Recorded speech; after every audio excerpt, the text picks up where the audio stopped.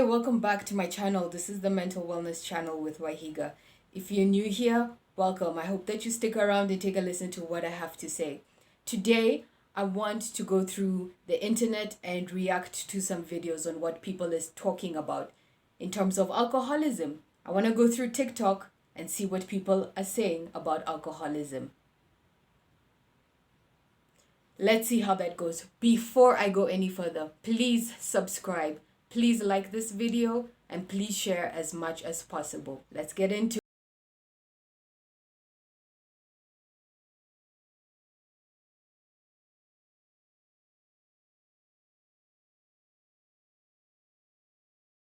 There's a lot of videos like this of people making fun of alcoholism, of people making fun about drinking online. It's actually really sad because at the end of the day, the joke will be on them. Like the joke was on me, trying to hide this from my parents when I was younger, when I was drinking underage. The joke eventually was on me. It was on nobody else but on me. And at 30 years old, I'm trying to get my life back together. So that's the thing about alcoholism. It's like playing a game of Russian roulette. Scientists have tried to say that alcoholism can be detected 50% by genetics, right? Also, 50% of alcoholism is attributed to environmentally and how you were brought up by nurture. So 50% is nature, 50% is nurture. Nature being your genes and 50% being nurture, the way that you were brought up, the way that you were socialized, the type of traumatic events that you went through in life. If you have a mental illness, you're more susceptible to things like alcoholism. At the end of the day, guys, you can't predict the type of person that will become an alcoholic. It might be you, it might be me. Of course it's me. It's unfortunate. You just don't know who it is among us that will end up an addict. So what do? You either stay abstinent or you play the game of Russian roulette. Everybody drinks, but understand that everybody that drinks will not be able to handle their liquor. That's what I want everybody watching this video to understand. Everybody that drinks alcohol cannot handle their liquor. Just because we all turned 18 and just because we all turned 21, wherever you're watching this from, if it's in the States, just because you turned 21 or because you're legal and you're able to drink alcohol does not mean you have the right nor can you consume that alcohol. That's what alcoholism is. Not everybody can consume alcohol. Let's move on to the next one. So this next video will be about this guy talking about why alcohol is actually not beneficial for you. I remember a lot of people telling me, well, one glass of wine surely is good for you. It's good for your heart. Doctors used to say this all the time. Or people would tell me that doctors would recommend them to drink. One glass of wine a day is good for your heart. Well, let's see what this guy has to say. So the studies that came out in the 80s that claim that one glass of wine a night is actually good for your heart health have been debunked so many times over the years. In fact, there was a study that came out in 2022 that showed that if you're middle-aged or older, if you have even one seemingly innocent glass of wine per night, or any drink for that matter, that is enough to destroy the white and grey matter in your brain. In other words, it causes brain degeneration. So now, with the benefit of 40 additional years of science and studies, we can see that there is zero amount of alcohol that is actually good for you. Yeah, so that was James Warwick talking about how alcohol actually causes brain degeneration. You don't have to tell me that twice. You literally don't have to tell me that twice. So in this video, this guy will be talking about the stigma of alcoholism. Let's watch it. Am I an alcoholic? I'm an alcoholic in every sense of the word on paper, but I don't drink alcohol. So that's one of the reasons that I think that word is dirty and misused, and in many cases gets in the way of people even asking for the help that they need. I think the fear of labeling yourself an alcoholic is almost like too far. It's admitting defeat for too many people. You know, the amount of people that drink too much that could perhaps benefit from good, simple advice without being labeled an alcoholic, I think would be in the millions in this country. And, I suppose if you look at the NHS, which says that, if you drink 14 units of alcohol a week, you're an excessive drinker or an alcoholic, that would be most people that drink alcohol. And I just think the language could do with a bit of a refresh, a bit of a reboot.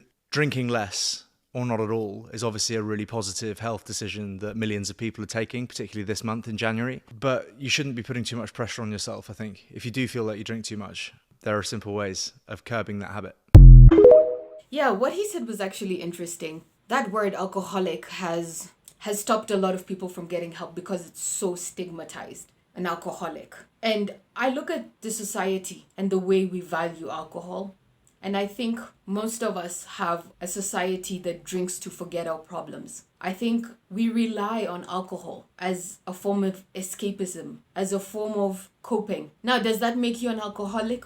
No, I don't think it does. Normal people drink to... I don't know why normal people drink. Why do you guys drink? It tastes awful. I know why I drank. I drank for the effect. I drank because of what alcohol did for me. Alcohol gave me instantaneous happiness. It was happiness in a bottle. It made me so happy. It was happiness in a bottle. It made me so happy. It took away the anxiety, the depression. I had no worries when I was drinking. I didn't have to think about tomorrow. I didn't have to think about yesterday. I didn't have to think about my shame of yesterday.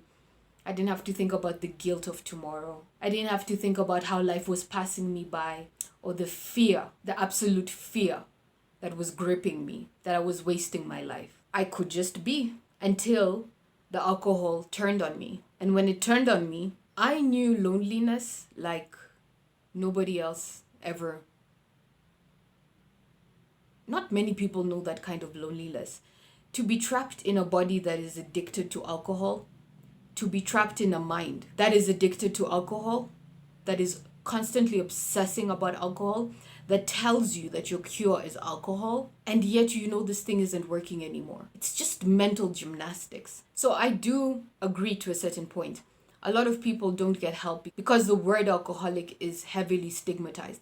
And that is why I choose to use my platform to come out and openly say, I am an alcoholic. I am in recovery. And this is the face of alcoholism. An alcoholic looks like this. And if you are suffering from alcoholism, you too can get help. You don't have to suffer alone. You don't have to do this alone. There's so many ways to get help. There's 12-step program. You just go online. You look for a 12-step program. You look for a meeting online on Zoom.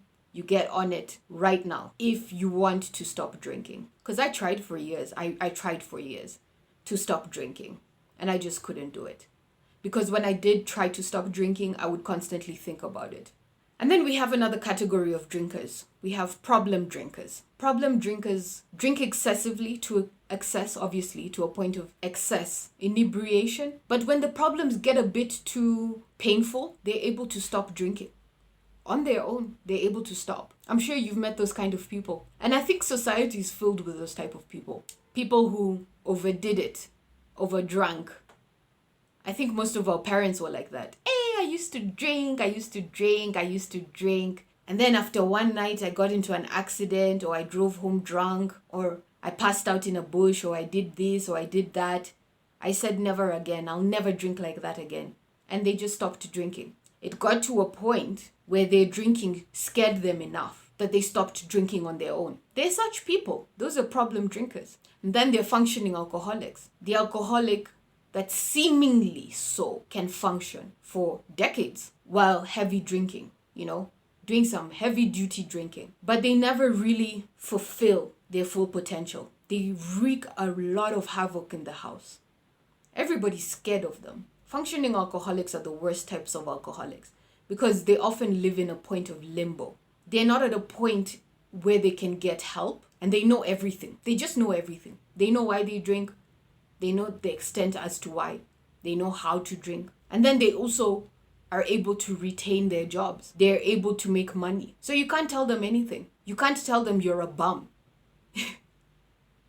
You're not making money. Go get a job. They have a job. Their life is just lived at under capacity. They could be great if they stopped drinking. They're probably geniuses, but that alcohol, it just keeps them captive. And then they get to the old age of their 70s or their late 60s. They fall sick, they have a stroke, a heart attack, something happens. They end up in hospital. The doctor, who's often much younger than them, comes in and tells them, "Sir, you need to stop drinking. If you touch alcohol again, you will surely die." And they say, "Young man, I have been drinking for 45 years. Nothing has happened to me. I cannot or I will not stop drinking." They leave the hospital and they continue to drink. And within a very short amount of time, they die. That's the life of a functioning alcoholic. So, you gotta pick one. And finally, for this video, the top 5 most dangerous alcohols. I need to see this. Have you drunk any of these? We need to see this. Let's check this out. These are the top 5 most dangerous alcoholic drinks on the market. Coming in at number 5, Habsburg Gold Label Absinthe. This absinthe is 179 proof, which is 89.9% alcohol. The distributor begs people not to drink it straight, but they also say, who are they to tell people what to drink? Coming in at number 4, Rivers Grenadian Rum. This rum is from the Caribbean island of Grenada, and they have an even stronger version that the locals drink that cannot be brought off the island. And this rum was actually banned by the authorities from air travel. Coming in at number 3, Bruichladdich Quadrupled Whiskey. This whiskey is 184 proof, which is 92% alcohol. Bruichladdich whiskey comes from the Bruichladdich Distillery, which was founded in 1881 in Scotland.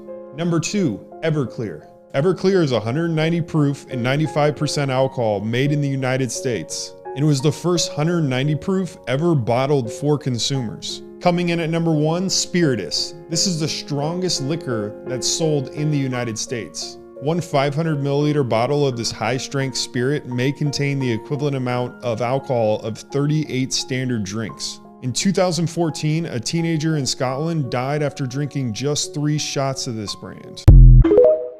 How is this legal? Honest, how is this legal? 96% alcohol? The highest alcoholic beverage that I've had was 80%, and that was straw rum. And it tasted like, 80% straw rum was a drink that used to be in South Africa, which I could buy legally from a store, obviously. But here in Kenya, there's such a thing called illicit brew, which, it's like everywhere in the world. It's equivalent to moonshine in the States. So off the market, the black market type of booze. But how can you legally buy something that is 96% alcohol? Like legally. I understand if it's on the black market. You went looking for it. Guys, I'm in genuine shock.